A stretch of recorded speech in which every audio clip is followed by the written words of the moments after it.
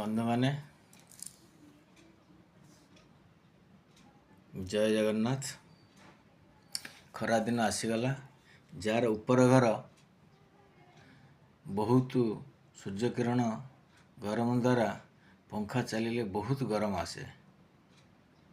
एमिति गोटे काम करंतु जे कि एसी भली ठंडा देव। कौन करिवे ना 10 केजी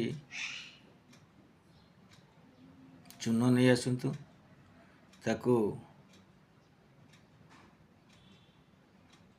24 घंटा बतुरे रखंतु। तापरे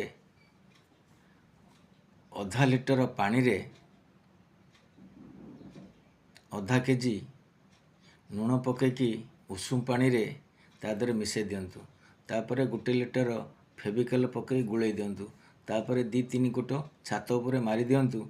देखिवे किपरि ठंडा कम से आपणकर 7-8 डिग्री टेम्परेचर सेठी से ऑब्जर्व करि नबो।